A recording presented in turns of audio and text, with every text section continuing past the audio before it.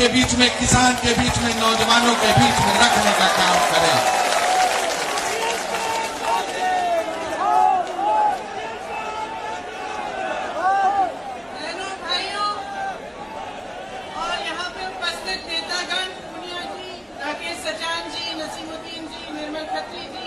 प्रदीप जैन जी, अजय लल्लू जी, मोना जी, सुप्रिया जी, आप सबका यहाँ पे स्वागत है।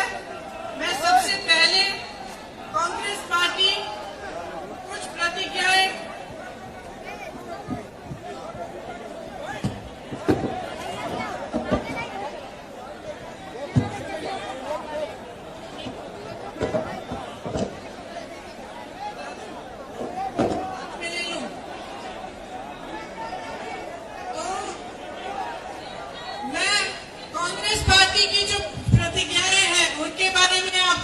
बताने के लिए आई हूँ, क्योंकि यहाँ से एक यात्रा शुरू हो रही है जो 10 दिन के लिए पूरे उत्तर प्रदेश में हमारे जितने भी नेतागण हैं वे 4 अलग यात्राएं निकालेंगे, जिसमें से 3 की शुरुआत आज है। एक यहाँ बाराबंकी से निकलेगी, तो उसका शुरुआत करने के लिए मैं यहाँ आई हूँ और आप सबको कहने के लिए कि हमारी कौन सी प्रतिज्ञाएं हैं। तो हमारी पहली प्रतिज्ञा, टिकटों में महिलाओं को 40% हिस्सेदारी, लड़कियों को, छात्राओं को स्मार्टफोन और स्कूटी। दूसरी प्रतिज्ञा, किसानों का पूरा कर्जा माफ होगा। तीसरी प्रतिज्ञा, 2500 में गेहूं, धान, 400 पाएगा गन्ना किसान। चौथी प्रतिज्ञा, बिजली बिल सबका हाफ, कोरोना काल का बकाया साफ। पांचवी प्रतिज्ञा, दूर करेंगे कोरोना की आर्थिक मार, परिवार को देंगे 25,000। आखिरी प्रतिज्ञा, 20 लाख को सरकारी रोजगार। अब मैं थोड़ा सा इनके बारे में आपको समझाना भी चाहती हूँ। देखिए, जहां तक महिलाओं की हिस्सेदारी है, मैं पहले भी कह चुकी हूँ और बार बार ये कहूंगी कि महिलाएं जब तक आगे नहीं बढ़ेंगी, जब तक राजनीति में पूरी तरह से महिलाओं की भागीदारी नहीं होगी, तब तक जो समस्याओं से मेरी बहनें हर रोज लड़ती हैं, जिन संघर्षों का सामना करती हैं, जिन परिस्थितियों से निकलकर लड़कर आगे बढ़ती हैं, वे समस्याएं हम कभी दूर नहीं कर पाएंगे। तो मेरा आग्रह है सब महिलाओं से, मेरी बहनों से, आगे बढ़िए, राजनीति में आइए। इस चुनाव में कांग्रेस पार्टी 40% टिकट देकर चाहती है कि आप आगे बढ़ के अपनी लड़ाई खुद लड़ें और आप सक्षम बने। एक महिलाओं के लिए हम एक अलग घोषणा पत्र जारी करेंगे, वो कुछ एक हफ्ते के करीब में निकलेगा।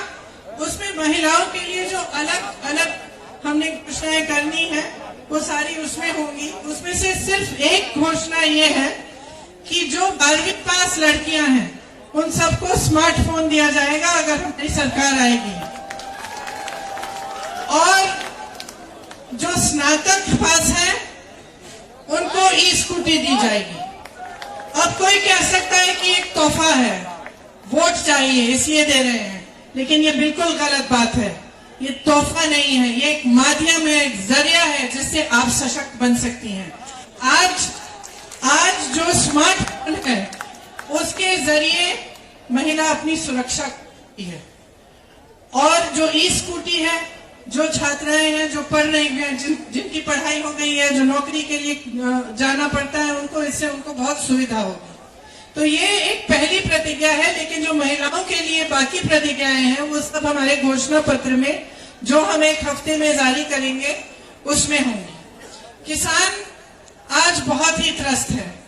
आप सबने देखा होगा कि किस तरह से लखनऊ में मोदी जी के मंत्रालय के एक मंत्री के बेटे ने एकदम क्रूरता से गाड़ी चलाकर 6 किसानों को मार डाला।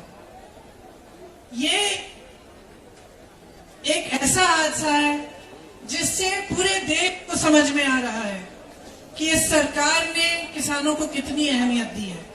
जिसने किसानों को कुचला, उसको गिरफ्तार करने में इन्होंने कितनी देरी की, और आज तक उसका पिता जो उसको बचा रहा, वो आज तक मोदी जी के मंत्रालय में है, उसकी बर्खास्तगी नहीं की गई है। लेकिन ये तो एक मिसाल है। किसान जानते हैं कि कुछ सालों से कितनी समस्याओं से जूझ रहे हैं और उनकी सुनवाई सरकार में नहीं रही। इसीलिए किसानों के लिए हमने तय किया है कि आपके कर्जे माफ करेंगे। आप जानते हैं कि कांग्रेस पार्टी ने पहले 32,000 रुपए के कर्ज माफ किए थे, तो ये माफ करिए 72,000 करोड़ रुपए के कर्जे माफ किए थे। तो आप सब जिन समस्याओं से जूझ रहे हैं, आप जानते हैं।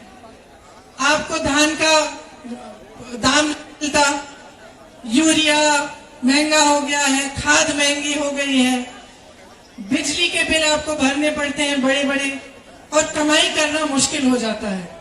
आप कर्ज में डूब रहे हैं, इसीलिए हमने ये निर्णय लिया कि आपके कर्ज माफ किए जाएंगे। इसके साथ साथ जिस तरह से छत्तीसगढ़ में हमारी सरकार 2500 में धान खरीद रही है, उस तरह से हम यहाँ भी 2500 में गेहूं धान खरीदेंगे और 400 का गन्ना का आपको दाम मिलेगा। जब बिजली बिल की बात कर रहे हैं, तो कोरोना काल के समय जो छोटे दुकानदार हैं, छोटे बिजनेस हैं, व्यापारी हैं, जिनका धंधा, जिनका काम एकदम बंद हुआ, उनको फिर भी बिजली के बिल बड़े बड़े भरने पड़े और पूरे कोरोना काल के समय कमाई नहीं कर पाए। इसीलिए हमने ये निर्णय लिया है कि कोरोना काल के समय जो आपने बिजली के बिल भरे, उनको हम माफ कर देंगे। सबका बिजली बिल हाफ भी होगा। इसके साथ साथ कोरोना काल में जो गरीब परिवार थे, जिनकी बहुत आर्थिक मार हुई, जो कमा नहीं पा रहे थे, जो बाहर जा नहीं पा रहे थे अपनी रोजी रोटी कमाने के लिए, उनके लिए हमने निर्णय लिया है कि 25,000 रुपए उनको मिलेंगे। जो सरकारी रोजगार 20 लाख देना चाहते हैं, लेकिन इसमें मैं खास तौर से कहना चाहती हूँ कि पिछले 2 सालों में मैं बहुत संविदा कर्मियों से मिली, कॉन्ट्रैक्ट पे जो काम करते हैं उनसे मिली, और उन सब ने मुझे अपनी समस्याएं बताई। उसमें अध्यापिका भी हैं, टीचर्स हैं, स्वास्थ्य कर्मी भी हैं, अनेक काम करने वाले लोग हैं, और उनका पूरी तरह से शोषण किया गया है। तो खास तौर से मैं कहना चाहती हूँ कि उनका नियमितीकरण करने का हमने निर्णय लिया है। हमारी सरकार आएगी तो सबका नियमितीकरण हम करेंगे। तो ये हमारी मुख्य प्रतिज्ञाएं हैं। इस यात्रा द्वारा ये प्रतिज्ञाएं गांव-गांव तक पहुंचेंगी और जन जन तक हम बताएंगे, जन जन को बताएंगे कि हमने ये निर्णय क्यों लिए और किस तरह से निर्णयों को हम पूरा कर सकेंगे। तो आप सबकी इस यात्रा में भागीदारी के लिए आपका धन्यवाद। जय हिंद, जय किसान।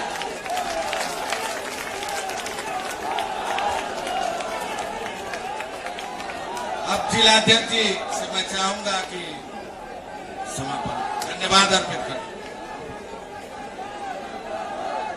आज इस प्रतिज्ञा यात्रा के मौके के ऊपर हमारी नेता, हमारी बहन जो गरीब मजलूम मजदूर की लड़ाई लगातार लड़ रही हैं,